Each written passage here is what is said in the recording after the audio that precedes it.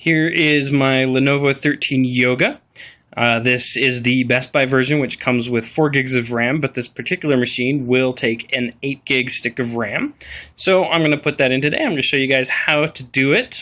My video recording device here is my HTC Resound cell phone, which means that it will probably go fuzzy a little bit as I change focal lengths. It's not your highest, most expensive camera, but we can see the tools that we're going to use. X-Acto knife, little precision flat blade, and the RAM going in. So to change this, you have to take the keyboard out.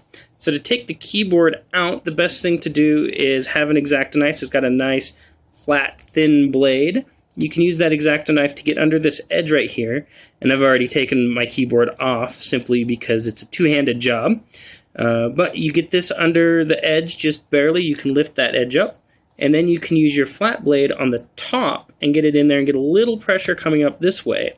And then run that pressure down this way rather slowly. You can feel like right here, right here, right here, there's clips that hold it in place. And you can kind of pop those clips. Pressure straight up on the keyboard there will pop those clips. Once the clips are popped all the way down to the end, you can pull up gently on the keyboard as a whole. And then once the keyboard's pulled up a little bit, you can slide it towards the screen to unhook it. This stage is a little bit scary. There is double-sided tape holding this keyboard down on the edges and in the middle. While you're pulling on it gently, you will hear the tape tearing off of the metal underneath. You're not breaking anything. It's supposed to make that sound. There's a couple small hooks that hold the keyboard onto the base underneath it, in addition to the clips that you've released. Those are the reason that you need to push the keyboard forward a little bit to get it out. I found that I didn't really have to push it forward much to get those to release. The biggest part holding it in was, in fact, the tape.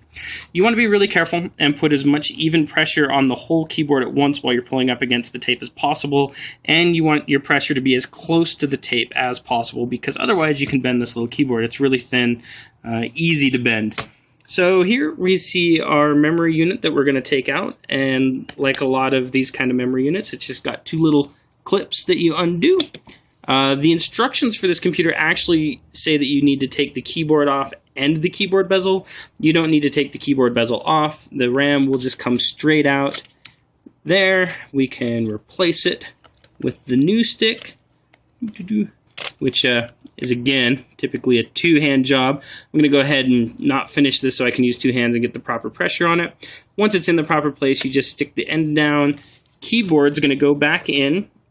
Notice also we did not have to disconnect the keyboard here, but if you did, it slides in. There's a little lock down underneath that. The keyboard itself, you set down a little bit positioned a little bit towards the screen. You push down just lightly because that tape's going to try to grip. Bring it back toward the touchpad, which should, if you've done it right, lock in the little hooks underneath. You can tell the hooks are locked in because there's no bumps in the keyboard where those hooks are, which is more or less in the middle offset from the sides.